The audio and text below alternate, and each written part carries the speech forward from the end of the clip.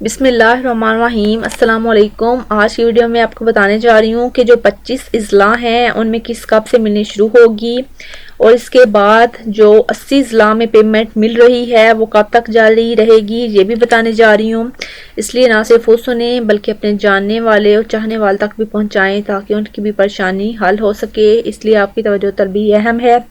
Video शुरू करने से पहले हमेशा की तरह एक छोटी सी गुजारिश है कि अगर आप हमारे चैनल पर नए हैं तो हमारे चैनल को सब्सक्राइब कर लें और बेल आइकन को लाजमी प्रेस करें ताकि हमारे चैनल पर आने वाली डेली नोटिफिकेशन की अपडेट आपको मिलती रहे। उम्मीद करती हूँ आप लोग खुश होंगे और खुश होकर हम अपनी ज़िंदगी गुजार रहे होंगे।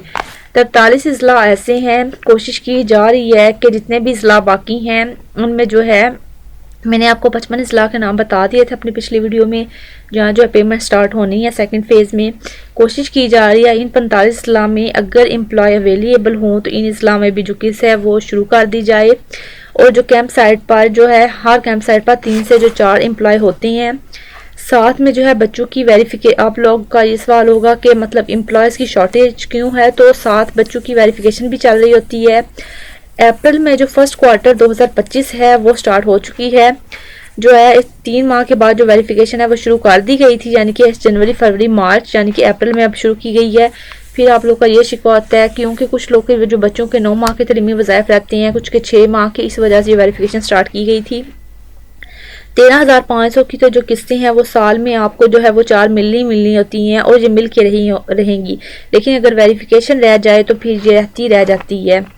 और इस दफ़ा तो जो था वो 2 माह रहते थे क्योंकि अप्रैल और मई वाला जून में छुट्टियां हो जानी थी और बच्चों ने घर होना था, तो इसलिए फिर वो वेरिफिकेशन नहीं हो पानी थी। इसलिए फिर आपके बच्चों के तलीमी वज़ाइफ भी आपको नहीं दिए जाने थे, इसलिए जो है ये वेरिफिकेशन स्टार्ट की गई है। अभी भी जो पेमेंट मिलनी है वो 60% को मिलनी है। 40% जो पुरानी वेरिफिकेशन है वो भी अभी रहती है।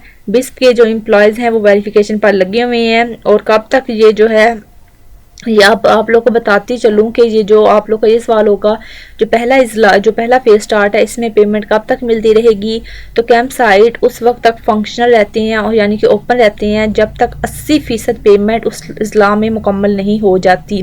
जैसे ही उस अज़ला में 80% पेमेंट मुकम्मल हो जाती है तो क्या होता है कि जो पेमेंट है वो बिस्प के दफातर में शिफ्ट कर दी जाती है। रिटेलर जो होते हैं वो वहाँ पे जाके आपको जो है पेमेंट आपकी दे देते हैं।